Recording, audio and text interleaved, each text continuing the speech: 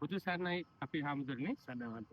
අපි අද එන්නේ කලංගම දේවානන්ද හාමුදුරුවොත් එක්ක. මම අද වැඩ කර කර ඉන්න ගමන් දැක්ක ලස්සන වීඩියෝ එකක්. හාමුදුරුවෝ දැක්කා ලයිව් දානවා මේ මගේ ගමට ඇවිල්ලා. ලේක් ඇස්සනෝ කියන මේ සුන්දර ගම්මානයට ඇවිල්ලා ලේක් එක ළඟ හදන මේ අලුත් පන්සලේ හාමුදුරුවෝ වැඩ කරනවා. ඒක දැක්කම මට හිතුණා මේ ඔක්කොම දාලා මං එන්න ඕන මෙතෙන්. බෝම්පින්. එහෙම හිතුනේ හාමුදුරන්ගේ තියෙන ඒ ආකර්ෂණයටයි හාමුදුරුවෝ කරලා දැනට කරලා තියෙන දේවල් අපි දැකලා.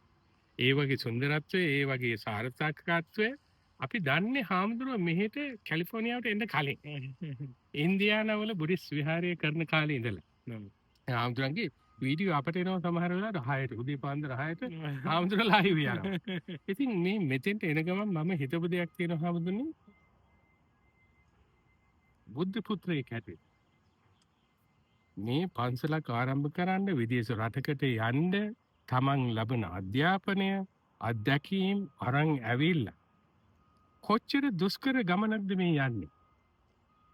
හාමුදුරන්ට පොඩ්ඩක් ඒ ගැන කතා කරන්න පුළුවන්. මගේ පුංචිම කාල ගැන කතා කරනවා. අපි අවුරුදු 10ක් වගේ වයස් කාල සීමාව තුළ කෝට්ටේ රජමහා විහාරයේ හිටපු ගුරු දේවෝත්තම වගශ්‍රී ඥානানন্দ නායකගේ යටතේ පැවිදි වුණේ.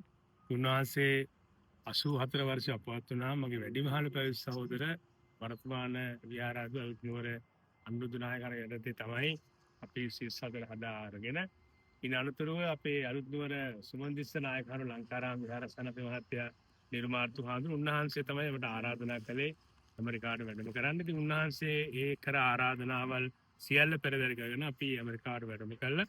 මේ රටේ විශේෂයෙන් ලොස් ඇන්ජලිස් ප්‍රදේශයේ සදහැවතුන් සමග අපි කටයුතු සිදු කරලා ඉන් අනතුරුව 2003 වර්ෂයේදී ඉන්දියානා ප්‍රාන්තයට වැඩම කරලා ඒ ප්‍රදේශයේ සුළු ලංකාවේ පිරිසක් දෙන්නෙක් තුන්දෙනෙක් වගේ හිටියේ. ඒ අතත් එකතු වෙලා කටයුතු සිදු කළා. අද මේ වෙනකොට ඉන්දියානා විහාරස්ථානය ඇමරිකන් ජාතිකයි විශේෂ වශයෙන්ම ඒ වගේ වෙනත් ආගමික පරිසරයන් තියෙන වෙනත් ජාතීන් සමගින් ලංකාවේ අයත් උතුම් එකට අත්වල් බැඳගෙන අපි විශාල වැඩ කොටසක් කරලා දිනවා. ඉතින් අද ඒකට වැඩ කොටස කරනා වගේම ලංකාරාම විහාරස්ථානයේ නැවතත් උන්වහන්සේගේ අපවත් වීම පස්සේ දායක දායකයන්ගේ ආරාධනය මත මේ වැඩම කළා මේ කටයුතු සිදු කරගෙන යනවා. ඉතින් විශේෂයෙන්ම අපේ පුංචි කාලේ ඉඳලා අපිට හමු වෙච්ච ආධ්‍යාත්මික නායකයන් වහන්සේලාගේ ඒ නායකත්වයන් උන්වහන්සේලාගේ අත්දැකීම් උන්වහන්සේලා අපිට කියලා දීලා අනුශාසනා කරලා ඒ වගේම අවුරුදු ගණනාවක් පිරිවන් තුළ පිරිවන් අධ්‍යාපනය ලැබලා ආධ්‍යාත්මික පැත්තත් ඒ වගේම විවිධ විෂයන් පිළිබඳවත් ඒ වගේම සමාජයේ විවිධ අය විවිධ වයස්තරම් වයස තියන අය විවිධ ජාතීන් වලට විවිධ ආගම් වලට ඇත වයස් මට්ටමේ අය විවිධ අත්දැකීම් තියෙන හැම කෙනෙක්ම එකට ආශ්‍රය කරලා අපි ප්‍රතිරූපදේශ වාසෝචර සුදුසු ප්‍රදේශයක් තුළ ඉඳලා කටයුතු කරලා ඒ ලැබිච්ච අත්දැකීම් ඒ ඉගෙනගත්ත දේවල් අපි අද වර්තමානයේ මේ රටේ වැඩම කරලා මේ රටේ අයත් එක්ක බොහොම සංසුන්ව බොහොම කරුණාවන්තව එයාත් එක්ක බෙදා හදාගෙන මේ ආධ්‍යාත්මික ගමනට අවශ්‍ය කරන නායකත්වය දෙන්න ඒ පරණ අත්දැකීම් ඔබතුමාලගේ අත්දැකීම් අපිට තාමත් වැදගත් වෙලා තිනවා. හැම දෙමෝපිය කෙනෙක්ගේම මගේ දෙමෝපිය වගේම හැම සහෝදර සහෝදරියෙක්ගේම හැම කෙනෙක්ගේම ඒ අවශ්‍ය ලැබුණු දේවල් තාමත් වැදගත් වෙලා තිනවා. අපි ලස්සනට ගමනක් තාම ගමන් කරමින් යනවා. එහෙමයි අපේ හැමදෙන්නේ. ඒකම මම දැනගන්න කැමතියි. මම දන්නවා ග්‍රීන් කාඩ් ඇදිලා වුණත් මේ රටට එන ගිහියෝ ඒකලු විශාල දුක්ඛම් කප්ටු මැද තමයි ජීවිතය ආරම්භ කරන්නේ. ඉතින් භික්ෂුන් වහන්සේ කෙනෙක් වුණාම මම හිතනවා ඊටත් වැඩි මේක අමාරු ගමනක් කියන එක මට හිතෙනවා. ඉතින් හාමුදුරන්ගේ ඒ අත්දැකීම් ගැන මොනවද කියන්නේ? ලංකාවේ අපි ඔබතුමාලා වගේ සදහැවත් දායක ප්‍රමුඛ සමග බහුල වශයෙන් ආශ්‍රය කළා. ඒ අයගෙත් එක කටයුතු සිදු කළා. අපි වැඩ කරනකොට අපිට අලුත් පරිසරයකට අවශ්‍ය කරන අත්දැකීම් ලැබෙනවා. හැබැයි වුණාට ඒ පරිසරයට වඩා හාත්පසින් පරිසරයක් ඊට වඩා වෙනස් සිතුම් පැතුම් ගණනාවක් තියෙන වෙනත්ම රටාවක ඇතර මෙහෙම කිව්වොත් ලෞකික ජීවිතයේ ඉහළටම යන්න පුළුවන් ගමන් මාර්ගයක් හිමිලා තියෙන රටක් තමයි මේ ඇමරිකාව කියලා කියන්නේ. මේ රටේ වැඩම කරාට පස්සේ එහෙදී ඊට වඩා අපිට ගොඩාක් දේවල් ගොඩාක් කැපකිරීම කරන්න තියෙනවා. පුදුම විදියට ඉවසන්න පුරුදු වෙලා තියෙනවා. කොච්චර දේවල් පහසුකම් මොනවද තිබුණත් ඒවා පිළිබඳව 10 12 පාරක් නෙවෙයි 10000 වාර හිතලා කල්පනා කරලා හැඟීම් සහ බුද්ධියකට මුසු කරගෙන අපිට වැඩ කරන්න අවශ්‍ය වෙලා තියෙනවා. මොකද ඒ තරම් නිදහසක් මෙහි තියෙනවා. හැබැයි නිදහස උපරිම පාවිච්චි කරන්න ගත්තොත් සමහරක් වෙලාවට අපේ ඒ පවිත් ජීවිතේ වුණා සමහරක් තැන්වලදී අපිට අහිමි වෙන්න ඉඩකට තියෙන අවස්ථාවල් වැඩි. මොකද සංස්කෘතිය නිදහස තව තව ගොඩාක් දේවල් නිසා. ඉතින් ඒ කටයුතු අපිට මොන විදිහට තිබුණත් අපි අපේ අත්දැකීම් පාවිච්චි කරලා බොහොම අමාරුවෙන් බොහොම කල්පනාකාරීව තමයි මේ ගවර්න් මාර්ගය යන්න. ඉතින් ග්‍රීන් කාඩ් එකක් ලැබුණයි, වීසා එකක් ලැබුණයි, වෙනත් ක්‍රමවේදයකින් මේ රටට ආවයි කියලා ඒකම ප්‍රමාණවත් වෙන්නේ නැහැ. මේ රටේ ක්‍රමවේදයට අනුව සකසෙන්න. ඉතින් කාලයක් බොහොම මහන්සි වෙලා ඉවසීමෙන් කැපකිරීම කරන්න ඕන. ඉතින් ඒ කැපකිරීම කිරීම තුළින් තමයි හිතන්නේ අද මේ වෙනකොට අපිට ඒ වගේම අනිත් හාමුදුරන් වහන්සේලාට මේ රටේ වැඩ ඉන්න මේ ගමන් මාර්ගය සදහවතුන් සමග හැමදෙනාගේම ආධ්‍යාත්මික කටයුතු වල නායකත්වය දෙන්න පුළුවන්. විශේෂයෙන්ම අපි ආගමික පැත්ත විතරක් නෙමෙයි ඇත්තටම ඒ පැත්ත විතරක් නෙමෙයි නායකත්වය දෙන විශේෂයෙන් දැන් ඔබතුමාලගේ දරුවෝ, වෙනායගේ දරුවෝ අපි හැම කෙනෙකුටම අපි රටට ආවට පස්සේ ඒ තමන්ගේ අනන්‍යතාවය අපේ ලංකාවේ දෙමව්පියන්ගේ තියෙන අනන්‍යතාවය අපි ආරක්ෂා කරන ආගමික පැත්තෙන් කටයුතු කරනවා.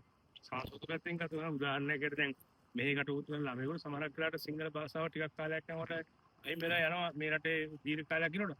උත්සාහ ගන්න ළමයින්ට කොහොම හරි කරලා ඒක නෝපිටින් ලබලා දෙන්න. ඒ වගේම අපේ සංස්කෘතික කටයුතු ඔබතුමාලා මතකද ඔබතුමාලා නිලමෙට ඇදලා ලංකාරාම විහාරස්ථානයේ අලංකාර වෙසක් උත්සවයකට සම්බන්ධ වුණා. ඉතින් අපි නායකත්වය දුන්නේ නැත්නම් ඒකට ආරාධනා කරන්නේ නැත්නම් අපි ඒකට අවශ්‍ය කරන සැලසුම් හදුවේ නැත්නම් අපේ සමරක තවකාලයක් යනකොට වෙසක් උත්සවය විතර නෙමෙයි අපේ තියෙන ගොඩක් දේවල් විශේෂයෙන් නිලමේ අඳුනේ අපිට අහිමි වෙලා අපේ ගොඩක් දේවල් අපිට නැති වෙන්න පුළුවන්. අපි ඒවා ආරක්ෂා කරගන්න ඒවා තියාගන්න අපි සුවාන්තරම් මේස මාන්සලා කටයුතු සිදුවන ඊටත් වඩා අමාරු දෙයක් තමයි මේ රටේ මේ තියෙන සංස්කෘතිය අපි තේරුම් අරගෙන හැම කෙනෙක් සමගම සුහදශීලීව මිත්‍රශීලීව කාරුණිකව කටයුතු සිදු කරන්න තමයි තාමත්ම කරන එක තමයි තාමත්ම වැදගත්. ඒක තමයි අමාරුම. හැබැයි අපි තවදුරටත් ඒ කටයුතු කොහොමhari ලස්සනට කරා යනවා. එහෙමයි. ආමුදුනේ මම තව ප්‍රශ්නයක් අහන්න කැමතියි. ආමුදුරු කතා කරා නිදහස ගැන. නිදහස කියන්නේ ඇත්තටම අයිතියක් නෙවෙයි. නිදහස කියන එක එන්නේ විශාල වගකීම් රාශියක් එක්ක. මම දකිනවා හාමුදුරන්ට ගොඩක් පොඩි හාමුදුරුවරු හාමුදුරන්ගේ පන්සලේ වැඩ වාසය කරනවා. ඒ හාමුදුරුවරු හාමුදුරන්ගෙන් ගොඩක් දේවල් ඉගෙන ගන්නවා. ඉතින් හාමුදුරුවෝ කොහොමද මේ අසීමිත නිදහස තියෙන මොහොතක තමන්ගේත් විනය රැකගෙන අනිත් පොඩි හාමුදුරන් වහන්සේලාටත් විනය උගන්වලා අපේ දරුවන්ටත් ඒක බෙදා දෙන්න මෙහෙම කැපකිරීමක් කරන්න කොහොමද හාමුදුරන්ට වාතාවරණයක් හැදෙන්නේ? ඒක ඉතාමත් වැදගත් ප්‍රශ්නයක්, හොඳ ප්‍රශ්නයක්, කාලෝචිත ප්‍රශ්නයක් ඇත්තටම. විනය ආරක්ෂා කරන් ඉන්නවා කියන එක ඇත්තටම මම හිතන්නේ පණ තියෙන ලෞකික ජීවිතයේ ලෞකික ඈත් එක ලෞකික දේවල් එක්ක දකින සුරු නිසුරු කරන අය හැටියට අපිට මොනතරම් බුද්ධාගම ඉගෙන ගත්තත් දැනගත්තත් අපිට මොනතරම් අත්දැකීම් වෙනාගෙන් ලබලා දුන්නත් මේ වයස් මට්ටමත් එක්ක ඒක ලේසි පාසු කාර්යයක් නෙමෙයි. හැබැයි අපි පුළුවන් තරම් උත්සාහ කරන අපේ අත්දැකීම් පාවිච්චි කරලා අපේ ගුරු දේවයන් වහන්සේලා අපිට උගන්වපු මාර්ගයට 100%ක් ඉන්න බැරුණත් ප්‍රධාන වශයෙන් යම් දේවල් ටිකක් තියෙනවා නම් අපේ දේවල් ක්‍රියාත්මක කරගෙන තමන්ගේ ජීවිතයට ආශිර්වාදයක් කරලා අන් අයගේ ජීවිතයට ආශිර්වාදයක් කරලා කටයුතු සිදු කරන්න. ඉතින් මේක ලේසි පහසු කාර්යයක් නෙමෙයි කියලා ඔයයන්ට මම අතන කියන්න ගන්න එක උදාහරණයක් තමයි දැන් පන්සිල් පද පහ කියමුකෝ. දැන් පන්සිල් පද පහ ගිහි අයට බුදුදහමට අනුකූලව කටයුතු සිදු කරනවා නම් එහෙම කරන්න කැමති නම් කරන්න කියලා බුදුහාරෝ ධර්මයෙන් පැහැදිලි කරලා තියෙනවා. බොහෝ වෙලාවට අපිට කියන කතාවක් තමයි පන්සිල් ටිකවත් අපිට හරියට රැක ගන්න බැරුව ආමුදුරු අවුරුදු 10 ඉඳලා මහල්ලා කොහොමද මේ කෝටිය සංග්‍රහ සීලයක් වගේ දෙයක් කොහොමද උපවහන්සලා ක්‍රියාත්මක කරන්නේ? ඒක අමාරු දෙයක්. සමහරක් ඇත්තෝ අපිට කතා කරනවා අපිට කියනවා. ඒ වගේම අපි සමාජය තුළ බැලුවාම මෙවැනි රටාවකට ජීවත් වෙන පරිසරයක් තුළ අපි පුංචි කාලේ මහාන වෙලා මේ වෙනකම් මේ විදිහට කටයුතු සිදු කරන්න විශාල ඉවසීමක් විශාල කැපකිරීමක් කරන හැබැයි මෙහෙම කරන් යන ගමන තුළ විවිධ හේතුන් නිසා සමහර පරිසරය ඒ වගේම ආශ්‍රය කරන අය අපිට ගුරුවරුකම් කියලා දෙන අය අපේ හැඟීම් ඒ වගේම මේ තියෙන දේවල් ඒ වගේම අපේ සංසාර කරුණු වෙන්න පුළුවන් අපිට තියම් අඩුපාඩුකම් දුර්වලතා සිද්ධ වෙනවා. ඒවා සිදු වෙච්ච වෙලාවට අපිට සතුරු වුණත් අපි පස්සේ හැරලා බලනකොට අපි හිතනවා ඇත්තටම මේක වැරදි. ඒක හොඳ නෑ. ඒක එදා අපි කෙරුණා. ඊළඟට අපි ඒක නොවෙන්න අපිට අපි කරුණාවන්තලා අපි ඒක කොහොමද හදාගන්න උත්සාහ කරනවා. ඒ උත්සාහ කරන ගමන තුළින් අපිට ලොකු අත්දැකීමක් ලැබෙනවා. අපි ඒවා වැරදි වුණත් ඒ වෙලාවේ වැරද්ද අපෙන් වෙලා දැන් අපි නිවැරදි කරන් ඉන්නවා අත්දැකීමත් එක්ක. ඒ අත්දැකීම අපි පොඩි හාමුදුරන්ට කියලා දෙනවා. අපිට මේ වගේ තැන්වල වැරදිලා තියෙනවා. අපිට එදා කියලා දෙන්න කෙනෙක් හිටියේ නැහැ. කියලා දුන්නත් අපි ඇහුවේ නැහැ වයස නිසා. එතන පොඩි හාමුදුරන්ට කියනවා ඒ එදා වෙච්ච වැරද්දක් තියෙනවා. ඒක තාමත් මිනිස්සෙක් ඇවිත් හාමුදුරෙක් කියලා සමහරක් කරලා පොඩි හිතේ යම් කිසි කනගාටු දේවල් වතුර පුතක් තියෙන ස්වභාවයනේ. එතකොට ඒ தත්තේ ඔබ වහන්සේලාට ඇති වෙන්න ඉඩ නොවෙන්න ඒ වගේ දෙයක් නොකර ගන්න අපේ අත්දැකීම පාවිච්චි කරගෙන මෙන්න මෙහෙම වෙලා තියෙනවා අපිට. සමහරක් කරලා කාරණේ කියන්නේ නැහැ. හැබැයි වටින් ගොඩෙන් අපි කියලා කියනවා මෙන්න මෙහෙම වෙලා තියෙනවා. මේවා පරිස්සම් වෙන්න. අවදාර දවසක වයසට ගියාම මේ තරුණකම ඇහුණාම මහණුණා ගිහුණා කතාවක් නැහැ. වැරද්දමයි. මානසික අසහන දනුවමයි. ඒ නිසා කර්මයේ තේරුම් අරගෙන තමන්ගේ ජීවිතය සාර්ථක කරගන්න අපි කියන ලැබුව අත්දැකීම් නරක ඒවා අපි කියන අත්දැකීම් හොඳ ඒවා තේරුම් ගන්න ජීවිතය හැඩගස්ස ගන්න කියලා අපි යාර නිදහස අයුතු විදිහට පාවිච්චි කරගන්න නැතුව නිදහස හොඳ විදිහට පාවිච්චි කරන්න කරුණු කාරණා කියලා ඉතින් තේරුම් ගන්න පුළුවන් අවබෝධ කරගන්න පුළුවන් මම මුලින් කිව්ව විදිහට සසර ආසනාවක් තියෙනවා නම් පින තියෙනවා නම් උත්සාහය තියෙනවා නම් ගොඩක් දේවල් පේන්න ඒත් කටයුතු කරගෙන යනවා ඒ වැරදිලාවත් මොකක් හරි ආකාරයක වලට වැරද්දක් සිද්ධ වුණොත් එදා අපිට වෙච්ච දේ පතක් කරලා හරි අපි මේ සාකච්ඡා කරලා ආයෙක නොවෙන්න උන්වහන්සේලාට දෙමෝපියෝ දරුවන්ට ආදරය කළ කරුණු කාරණා කියලා දෙන්නේ. ඉතින් මිනේම දිහා බලන්නේ නැතුව ධර්මයේ දිහා බලන්නේ නැතුව මනුස්සත්ව දිහා බලලා ආදරෙන් එයාට අපි අවශ්‍ය කරන කරුණු කාරණා කිව්වම ඒගොල්ලෝ සෝදෝ තේරුම් අරන් දෙමෝපියෝ දරුවෝ වගේ ඉස්සරහට ගමන් කරන දෙමු. ඔබතුමාලගේ පවුලක හරි කෙනෙක් කවුරු කෙනෙක් යම් කිසි වැරද්දක් මොකක් හරි හේතුව නිසා කරාම එයා ඉවත් කරන්නේ අයින් කරන්න එලවන්න ඔයා ගැලපෙන්නේ නැහැ කියලා එහෙම සංකල්පයක් ඇති කරගත්තොත් එහෙම මේ ලෝකෙ ඉදිරියට යන්න බෑනේ. ඔව්. එදා පන්සල කියන්නේ ඊට වඩා වෙනත් දෙයක්. හාමුදුරුවෝ කියන්නේ වෙනත් පවුල්වල වෙනත් පරිසරවල වෙනත් දෙවොප්පයටදී හැදිලා ඇවිල්ලා ආපු විශාල පිරිසක එකතුවක්. ඇත්තටම සමාවෙන්න හාමුදුරනේ මට එතෙන්ද තමයි හෙන්ද ඕරකම තිබුණේ මගේ ප්‍රශ්නෙට හාමුදුරුවෝ කලින්ම උත්තරේ දෙනවා. ඒක මම අහන්න ගිය ප්‍රශ්නේ තමයි බුදුරජාණන් වහන්සේ අපවත් වෙලා දැන් වසර 2700ක් විතර වෙනවා. එහෙම වෙලා ඒකම අපිට නෑ ආගමික දැන් කතෝලික ආගමට කතෝලික මේ නායකත්වයක් ඉන්නවා. ඒ නායකයා තමයි මේ ඩිසිප්ලින් හමුනවන්නේ. හැබැයි බුද්ධ ආගමේ එහෙම දෙයක් නෑ හම්බුනේ. එතකොට මේ ඉන්න ලොකු හාමුදුරුවෝ වහන්සේ වැනි ඒ හාමුදුරුවෝ තමයි මේ සිවුරක් දරාගත්තට පෘථග්ජනයිනේ. අපි මේ පෘථග්ජන පුද්ගලයෝ හැටියට ඒගොල්ලෝ සිවුරේ තබාගෙන මේ ඉදිරි ගමන මේ බුද්ධ ශාසනය රැකගෙන ඉදිරියට යන්න විශාල කැපකිරීමක් කරන්න ඕන. මම හිතන්නේ අර අපි ඉංග්‍රීසි භාෂාවෙන් කියනවා guiding principles නැතුව තමන්ගේ පසුබිම ගොඩනගන්න බෑ. ඉතින් එහෙම පසුබිමක් අනිත් අයට හදලා දීලා මම දකිනවා සමහර හාමුදුරුවෝ අපි සෝෂියල් මීඩියා වලින් දකිනවා එක එක මත දරනවා. එක එක වෙන විරෝධී කියලා අපට හිතෙන දේවල් සිද්ධ වෙනවා. නමුත් කිසිම ලොකු ස්වාමීන් වහන්සේලා ගිහිල්ලා ඒක නවත්තන්න යන්නේ නැහැ. ඒ මොකද? ඔය තවත් කාලෝචිත ප්‍රශ්නයක්. ඇත්තටම මේ වගේ ප්‍රශ්න ඇති වෙලා තියෙන්නේ මේ අද තියෙන වර්තමානයේ විශ්ව සමාජය තුළ නෙමෙයි. බුදුහාඳුරන් කාලෙත් සමාජය තුළ මේ වගේ දේවල් අප්‍රමාණ විදිහට ඇති වෙලා තියෙන විශේෂයෙන්ම කුඩා කණ්ඩායම එක්කෙනෙක් දෙන්නෙක් එකතු වෙලා ඉන්න පවුලකට වඩා වෙනත් පවුල් වල වෙනත් ගම් වල වෙනත් රටවල් වල ඒක රාශිනකොට ඒක ඉතාමත් විශාලත්වයට පත් වෙලා පිරිස වශයෙන් මේ පිරිස විශාලත්වයට පත් වෙනකොට එයාගේ හැඟීම් එයාගේ බලාපොරොත්තු සිතුම් පැතුම් ඊට අතර හාත්පසින් වෙනස් ආකාරයකට තමයි පුජ්‍යලයෝ ඒ ඉන්න අය සහ සමාජය දැනුවත් වෙන්නේ. ඉතින් විශේෂයෙන්ම බුදුරජාණන් වහන්සේගේ ධර්මයට අනුකූලව යම් කිසි විදියක විනය යම් දෙයක් කරනකොට බුද්ධිමත් පිරිස බලන විදිය එක විදිහක් ඒ වගේම හැඟීම් තියෙන පිරිස බලන විදිය තවත් විදියක්.